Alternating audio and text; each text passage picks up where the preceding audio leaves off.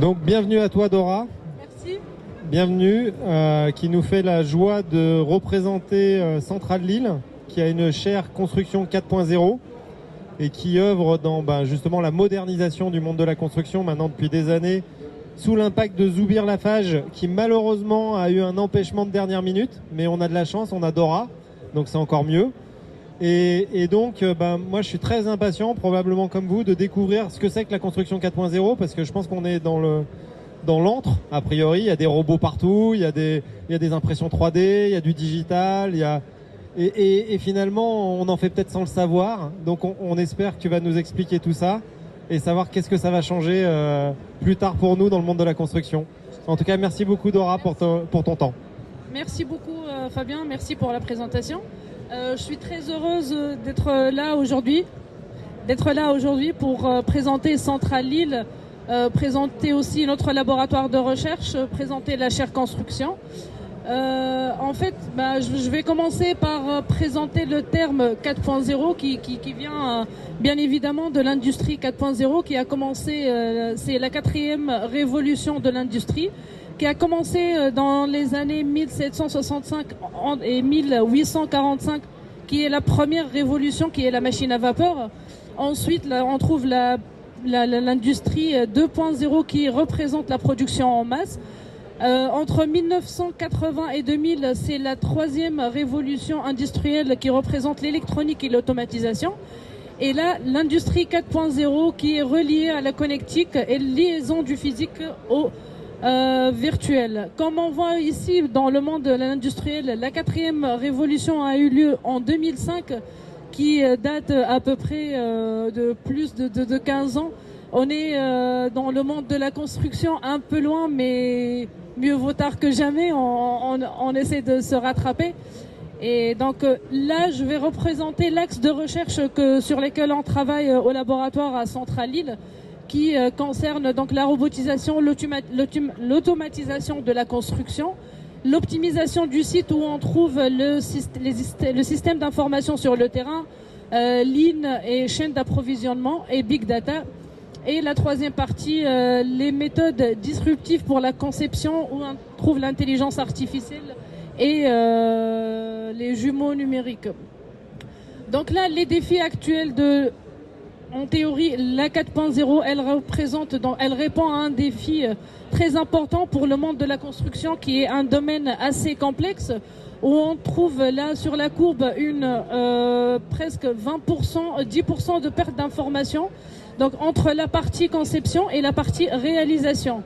Donc sur ce défi-là, c'est sur ce défi-là que l'industrie 4.0 et notamment la construction 4.0, elle vient répondre à cette partie-là où on peut assurer un flux continu d'informations entre la partie conception et la partie réalisation.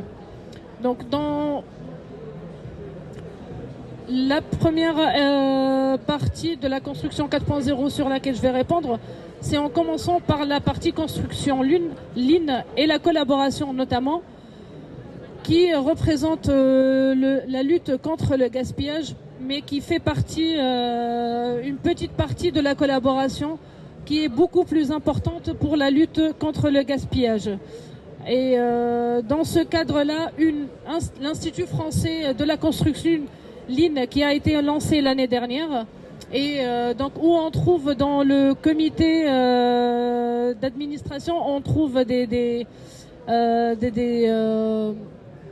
CIO comme Fabien par exemple, on trouve des doctorants, on trouve des professeurs dans le monde entier, on trouve aussi des conducteurs de travaux, des experts de qualité. En fait, on peut faire participer tout le monde pour répondre aux enjeux de la construction Lean et faire participer tout le monde pour avoir les différentes où on peut faire passer la construction Lean du stade de l'adoption pure et simple à celui de la mise en œuvre systématique et courante, dans le but d'améliorer l'efficacité, l'efficience, la productivité, la collaboration, la sécurité, la qualité, la durabilité, l'utilisation des ressources, l'élimination des déchets, la création de valeur et de rentabilité dans le secteur français de la construction et dans les pays francophones notamment. Donc les moyens laboratoires, là on travaille sur la partie impression 3D, les robots collaboratifs.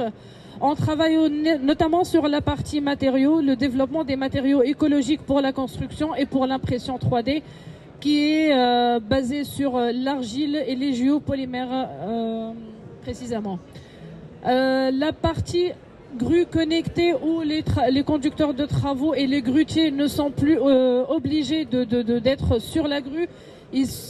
Comme vous voyez là, donc le grutier il peut être assis et faire manipuler sa grue en utilisant la réalité augmentée. On trouve ici le drone co-conçu pour l'impression 3D, pour la pulvérisation, pour les murs végétaux aussi, et qui a une capacité de porter jusqu'à 50 kg. Et on trouve le chien de Boston Dynamics, Hermès, qui travaille sur la partie suivi de chantier, la partie qualité et la scan 3D des chantiers aussi. Là, on trouve aussi les imprimantes 3D de polymère renforcées avec du carbone, où on peut concevoir nos pièces directement au labo et on peut les imprimer directement avec ces imprimantes-là. Là, c'est un exemple de l'utilisation de Spot, le chien Hermès, où il fait le contrôle de chantier, le suivi, la vérification, la qualité, le scan 3D, où on peut implémenter aussi, on a un scanner 3D, le Trimble, où on peut suivre l'évolution du chantier, où on peut scanner en 3D le bâtiment ou le projet. Là, dans la partie construction 4.0, où on travaille et on publie et on participe dans des grandes conférences, on publie dans les grands journaux, où on trouve l'IGLC, l'International Group of Lean Construction, qui se déroulera en 2023 à Lille, à l'école centrale. Le symposium ISARC pour l'automatisation et la robotique dans la construction. International Congress of Rock Mechanics, Modular and Off-Site Construction MOC au Canada. Et donc on participe à peu près partout dans le monde pour suivre la construction 4.0, où on peut voir où on peut utiliser la robotisation, le lean management, l'automatisation, la réalité augmentée, l'intelligence artificielle, mais tout en travaillant et en se basant sur la collaboration, où on fait participer tout le monde sur chantier, dans l'entreprise, de la partie conception et jusqu'à la partie réalisation, en utilisant les moyens donc d'automatisation et d'intelligence artificielle et de 4.0. Merci pour votre... Merci beaucoup Dora. Alors je ne sais pas si vous avez des questions, moi j'en ai, mais... Vous avez des questions? Non? Enfin, on a compris ce que c'était la construction 4.0. Après, première question, on a un peu l'impression de passer un peu de la construction 2.0 à 4.0 d'un coup. Hein. Quand on regarde ta frise de l'industrie 1, 2, 3, 4, on a eu l'impression que c'est un virage hyper rapide. Pour l'industrie ou pour la construction? Pour le monde de la construction. Pour le monde de la construction. Moi, Attends, plus près. En fait, moi, j'ai eu la chance de participer à la construction 4.0 seulement et non pas la deuxième et la troisième. Donc, je saurais pas parler davantage sur ces révolutions-là.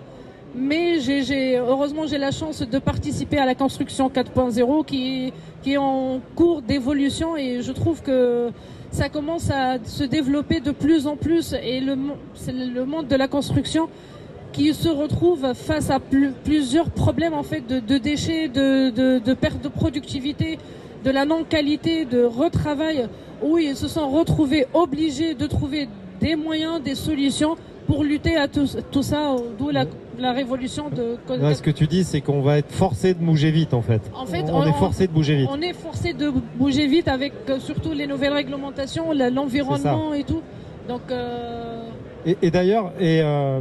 Alors, on est forcé de bouger, mais toi, t'imagines le monde de la construction dans 10 ans, dans 15 ans, on revient ici, ça ressemble à quoi le monde de la construction?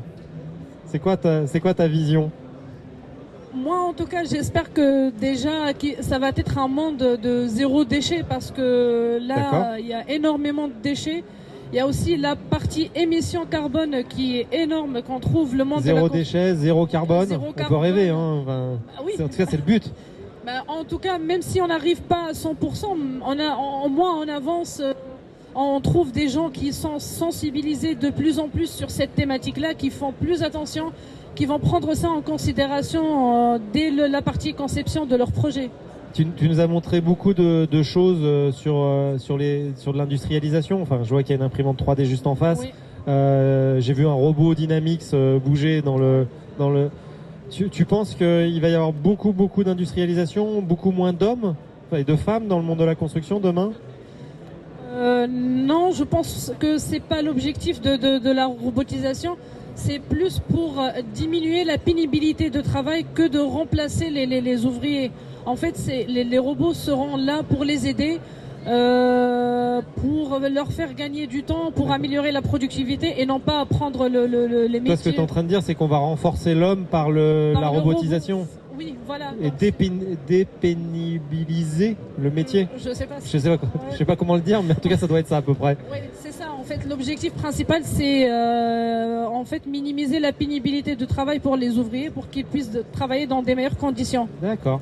Et juste, t'as pas prononcé le mot de BIM. Alors c'est parce qu'on est au BIM World, mais t'as pas prononcé le mot BIM. Ça fait partie de la digitalisation. J'ai vu, voilà.